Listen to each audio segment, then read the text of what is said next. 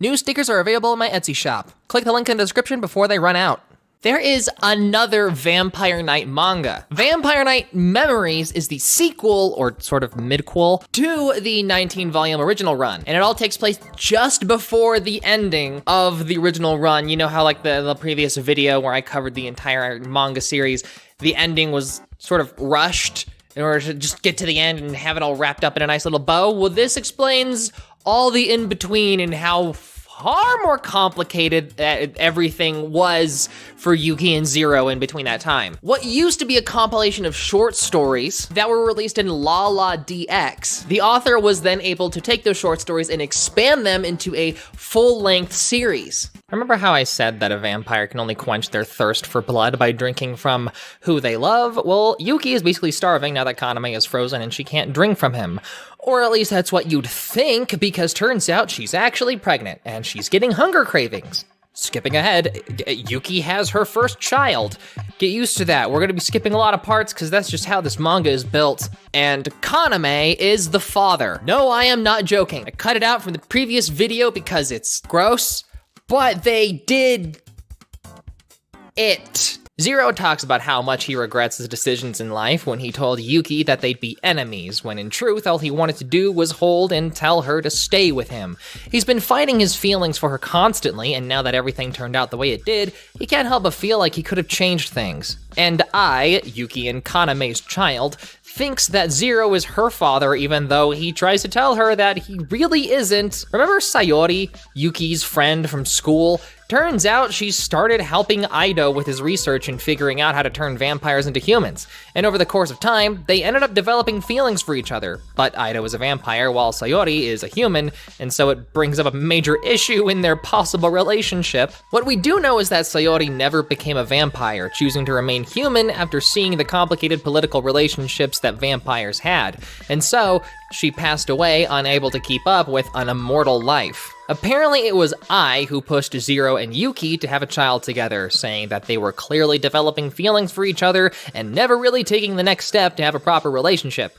Almost like they were afraid to try and be happy. Well, actually she wanted a little sister, so she always had someone to feed off of, but you know, details. So the story actually jumps between present and past, where we see I and Ren, Zero's child, talking to the newly human Kaname. Just like with Yuki, now that Kaname has turned human, he has lost all his memories. And so the story that unfolds in the past is them filling in Kaname about what he didn't get to experience. Also, apparently Ren and I's name is a joke. Ren meaning love, like a crush or romantic love, and I meaning unconditional affection, that kind of love. And if you put their names together, Ren-I also means love. Specifically romantic love, I think, whatever. It's love, and together they are love.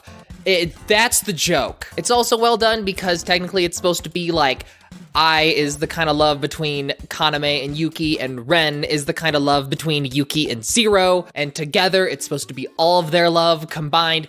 Very poetic. It's a very poetic joke. It was difficult for Yuki and Zero to start dating, given that Yuki was having a hard time moving on from Kaname, but Zero, being the clearly superior partner, told her that he doesn't want to rush her. He was going to let her heal on her own time, and he'd be there when she's ready. Vampires were made public, and there was a division in humanity, those who hated and loved vampires.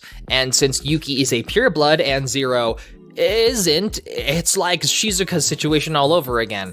Zero has to deal with pureblood obsessors trying to stop him from being with Yuki, saying he didn't deserve her. The vampire hunters also have a problem with Zero being with Yuki. The whole reason they rallied behind him is because his hatred for the purebloods?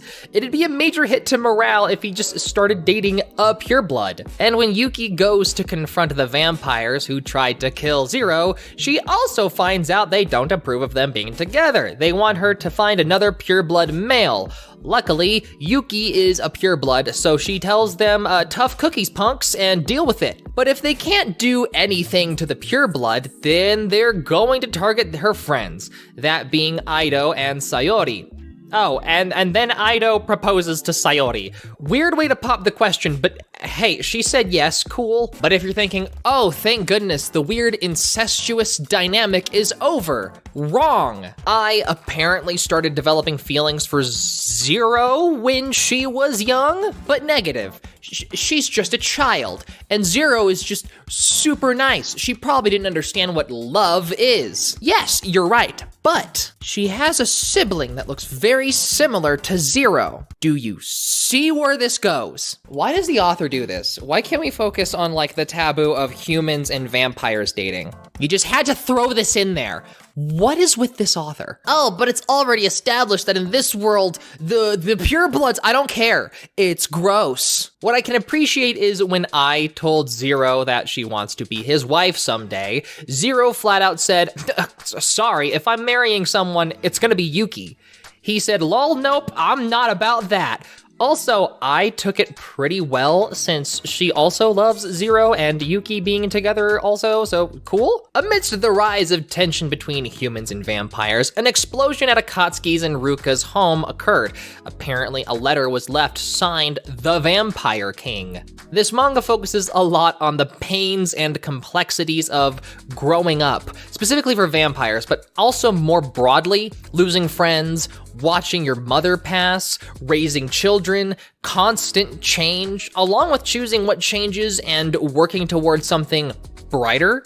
It's a very melancholy story, but with small glimpses of happiness. It's the kind of story I've always appreciated. The approach of the story is actually pretty smart, since there was a big gap in between the initial release of the 19 volumes original run. So there was a lot of people that got into Vampire Knight around middle school that would now be old enough to properly appreciate the kind of story that Vampire Knight Memories is trying to tell. So far, I think I like Memories more than the original run. It stopped trying to be edgy and dark and cool and like mysterious and focuses a lot more on just feeling lost and finding your way through life. I love the kind of characters that have a very difficult life and are trying to do right, and pretty much all of the characters in Vampire Knight is that kind of character now. The story starts to heavily focus on the Vampire King bombings, especially when the bombings start to focus on targeting children. They suspect whoever is doing this is trying to make it look like it's the will of the vampires to make them look bad, and so in order to maintain peace, they need to put a stop to it as fast as possible. A child is used as bait for Zero, and in order to make sure that no harm comes to her, he's forced to surrender to this scientist who seems to be working with the Vampire King. Whoever this scientist is, he seems to be angry at Ido trying to make a serum that would turn vampires to humans, and he says he's conducting his own research into something, quote, far more valuable. Of course, the moment Yuki figures out where he is, they break out of there with little to no trouble, and Yuki sees how willing Zero is to protect a child, and in a very awkward way, she shouts, and I quote, if you want to protect a child that much, make your own to look after. Wow, Yuki, that's about as subtle as walking into his room and saying, take your clothes off. You ever notice that when a writer doesn't know how to, subtly have someone say something, they'll just have their emotions just so bundled up and blurt them out? Maybe that's why I like manga. I like the direct approach. No, I like when people are so passionate about something, they speak with their whole chest. It's not clever, but it's effective. Politicians are doing what they do. The mayor of the city is doing everything he can to make vampires look only like a threat to people, and calls out Yuki to come to a live interview to talk about these issues. A very common political tactic people use in order to try and steer the conversation and make their opponent look even worse. Sadly, Yuki doesn't really have much of a choice other than to accept. During the riot that preceded the public shaming, Cayenne Cross, whose health was already declining, was hit a fatal blow, and Ai offers to make him a vampire to save his life, but he refuses. And so she sits with him as Cayenne slowly dies. Now, Yuki has to bear the brunt of adulthood alone without her father as support. And only after Cayenne's death did Ren be born. And Ren seems to be less interested in girly things and more interested in being a strong individual. Oh yeah, she's also a girl. You can probably tell where this is going. And just as it was not so subtly foreshadowed, Ren starts developing feelings for Ai.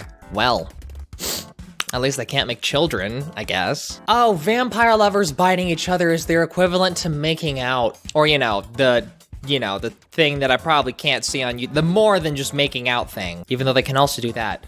There's something like more to it. It's like, I think it's like, whatever. It's weird, but like, I'm starting to wrap my head around it, It'd be so romantic if they weren't siblings. The mayor is apparently creating artificial vampire/vampire hunters using Zero's DNA they took when they captured him in order to, quote, help protect people. But everyone knows this smells fishy.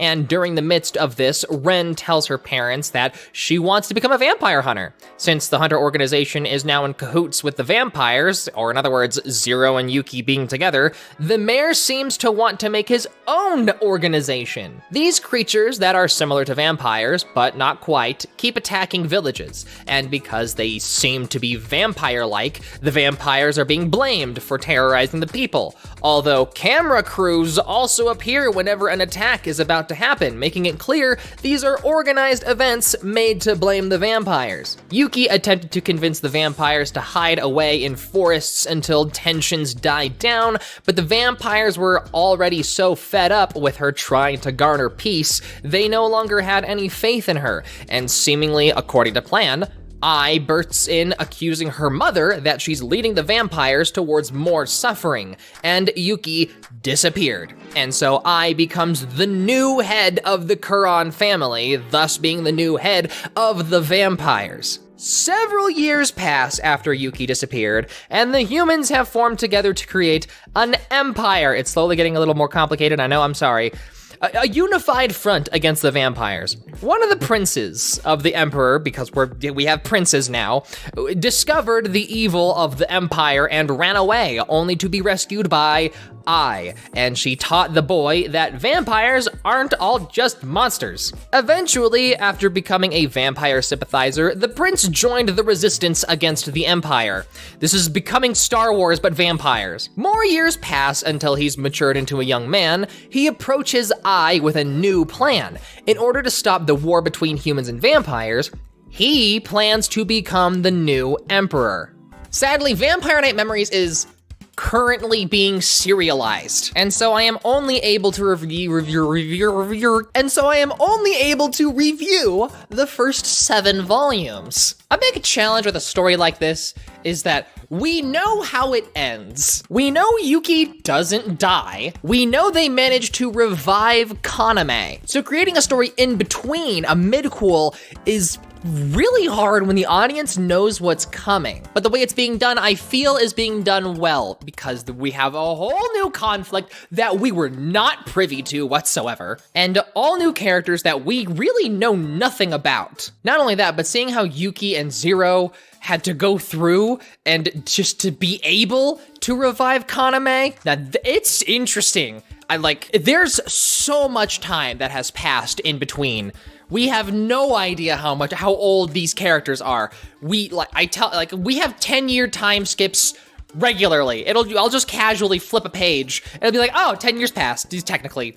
Okay, whatever, because it's vampires, they're immortal, that's just what happens. So at this point, we can probably safely conclude that several hundred years have passed in between these 7 volumes. All of these conflicts and this mystery and the motivations of the mayor and the conflict between the human uprising and how they evolved into an empire, it creates a lot of questions we don't have answers to, and that's what holds our interest. Vampire Night Memories is a great return for the series, and I'm very excited to see where the story goes from here. Didn't think I'd become a Vampire Night fan. That's what happens when I decide, you know what, you guys, I bet you guys would like this kind of video. Whoops, guess I'm a fan of it now. It's kind of nice, a nice part of my job, but also, now I gotta finish Vampire Night Memories. Let me know what you think of Vampire Night Memories in the comments below. Do you like where the story is going, or is it just not enough to hold your attention? Has it lost what originally drew you in? I hope you enjoyed this video. Stay beautiful and keep playing.